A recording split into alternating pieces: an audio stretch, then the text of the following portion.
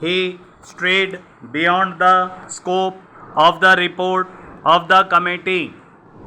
In fact, it has almost been a general resume of the work of this House for the past 12 years of the opportunities we have had or of the opportunities we could have had and that sort of thing.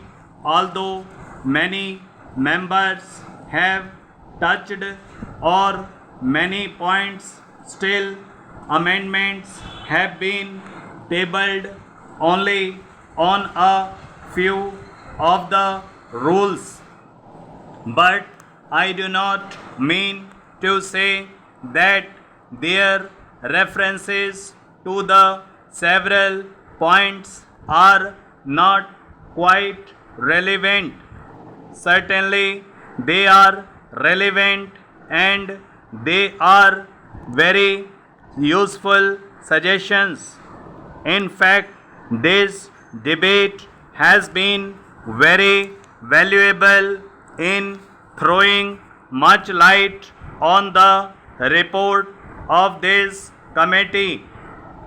There is no time at my disposal, so I will very briefly cover some of the points which need reply. Of course, many points do need reply, but I will take some points which are very relevant and reply very briefly. Before going to that, I would mention that there was a very factual error committed by one of the honorable members when he said that although we were revising our rules at this late stage, still we had an advantage over the other house which had not yet done this work. It is not correct to other house had adopted the rules under Article 118 on the 22nd December 2006 and later on also the other house had modified those rules. One or two modifications were adopted next year. So that is not factually correct. Now much of the criticism or suggestions or discussion has centered round the subject of questions. About questions, three parts have been made: admissibility of questions or rejections of questions, answering questions, and then the various clauses that determine the nature of questions.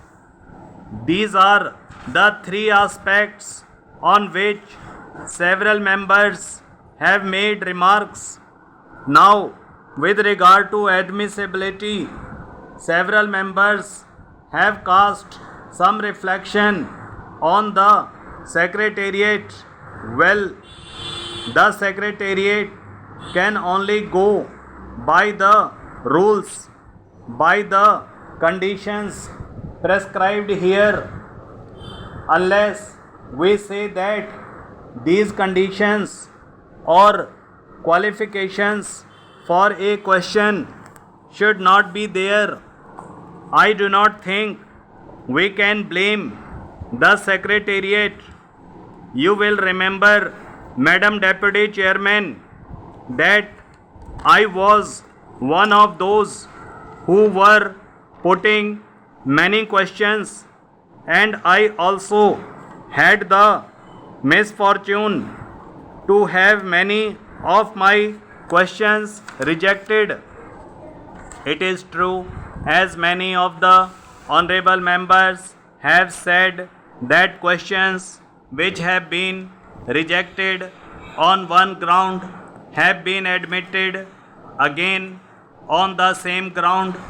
It has happened like that, but that depends upon the particular person handling the question and his interpretation put upon that.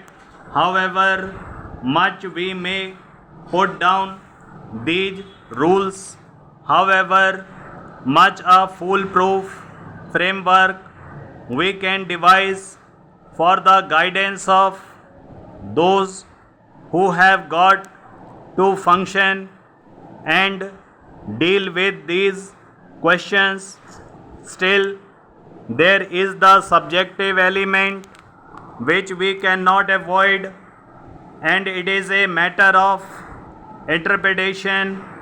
Therefore, we should not blame the Secretariat, because nobody can say that they do not do it with the malified intention. All that we can say is they can exercise their judgment either wrongly or correctly or indifferently.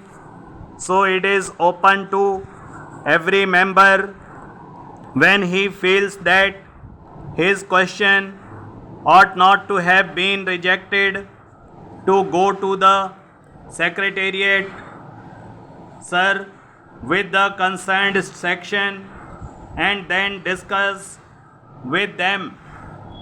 That was, sir, I was doing that. Many of the questions have been doing. Then after a discussion, either the person thousands that his interpretation was wrong, or he convinces us that his interpretation was right, and that the question, as the rule is framed, cannot be admitted. It must be realized that the admissibility or rejection of questions is in the name of the chairman. Although one section of the Secretariat handles the question, still it is done in the name of the chairman.